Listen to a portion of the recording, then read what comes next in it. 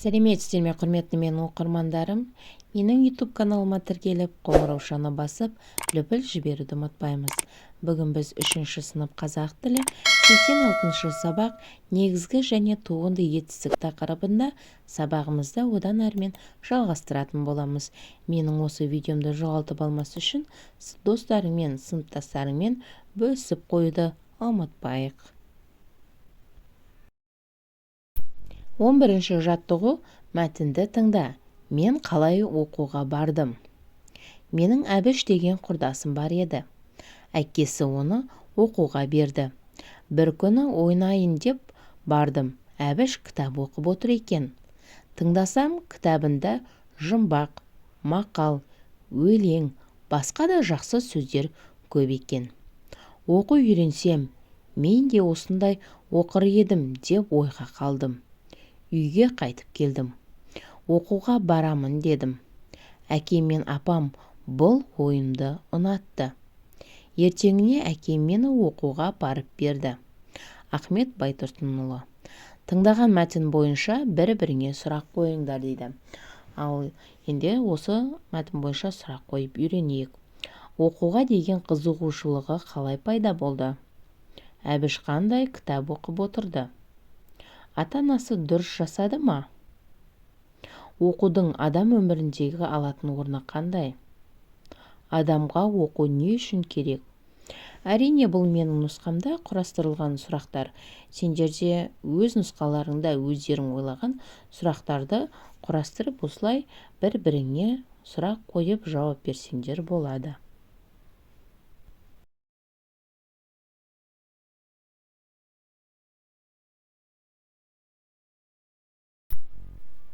Мәтін неліктен 3 бөлікте бөлінген?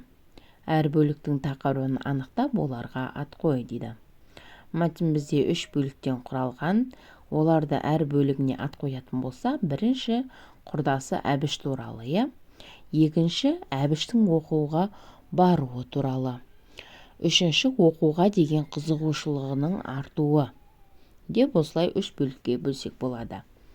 Төмендегі сұрақтардың жауабын жаз дейді. Әбіш маған кім болады? Әбіш ол құрдасы. Мені не қызықтырды? Мені Әбіштің кітапты еркін оқи алатындығы. Мен не істедім? Оқуға барамын деп шештім.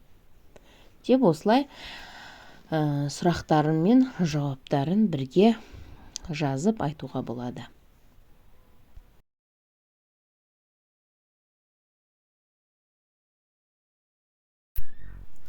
12-ші жаттығу сурет бойынша мазмұнын болжа. Әлидің күнделігін оқы. 2 ақпан 2017 жыл. Бүгін сыныбымызбен Ахмет Байтұрсынұлының мұражайына бардық. Бұрын Ахмет Байтұрсынұлы тұрған үй 1998 жылы мұражайға айналыпты. Мұражайда 3 зал бар екен. Ол кісінің әр жылдардағы фотоларын көрдім. Шығармалармен таныстым. Мұражай маған қатты ұнады. Бұл күн мен үшін ерекше әсерлі болды. Күнделікті дұрыс жазылған ба? Ойыңмен бөліс. Әлиге қандай кеңес берер едің?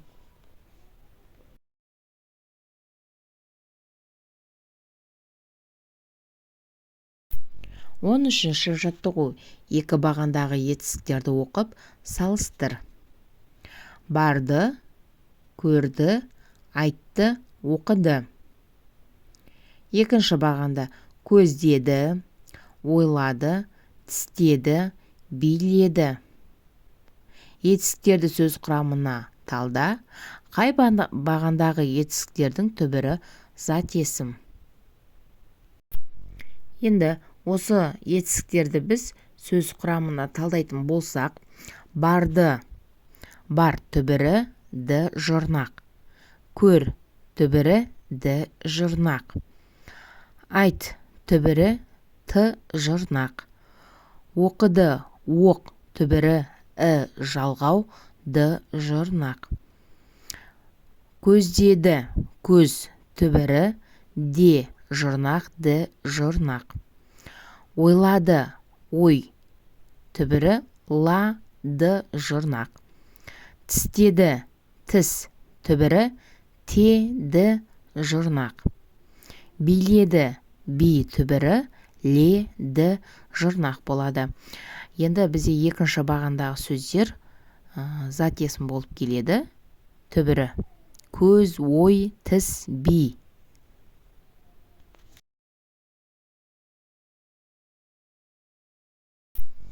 Ережеге назар аударайық. Етістік негізгі және туынды болып бөлінеді. Түбір сөзден болған етістікті негізгі етістік деп атайды. Оқы, жүр, күт, ки. Түбір сөзге жұрнақ жалғану арқылы жасалынатын етістікті біз туынды етістік деп атаймыз. Мысалы, ойла, ақылдас, ақта және тағы басқа да.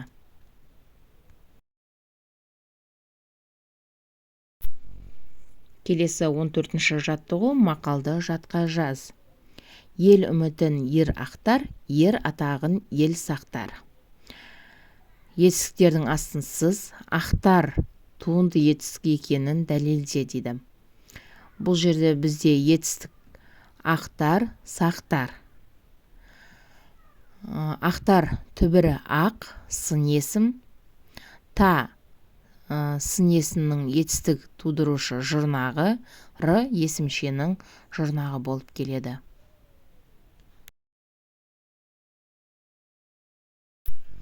15-ші жаттығу ағаш бұтақтарына етістіктерді теріп жаз.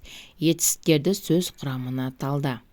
Бұл жерде бізде биле, қапта, көзде, жырла, қолда, баста. Осылар бізде етістік болып келеді. Биле сөзінде би түбірі ле жұрнақ. Қапта, қап түбірі та жұрнақ. Көзде, көз түбірі де жұрнақ. Жырла, жыр түбірі ла жұрнақ. Қолда, қол түбірі да жұрнақ. Баста, бас түбірі та жұрнақ болып келеді. Және де бұлардың негізгі түбірлері зат есім болып келеді. Мінеке осымен біздің негізгі және туынды етістікке арналған қызықты тапсырмаларымыз бен сабағымыз аяқталды. Менің арнамды жоғалтып алмас үшін осы видеоны достарыңмен, сыныптастарыңмен бөлісуді ұмытпаймыз. Әрине, менің YouTube каналыма тіркеліп, қоңыраушаны басып, лүпіл жіберуді де ұмытпайық. Келесі қызықты сабақтарда кездескенше сау болыңыздар.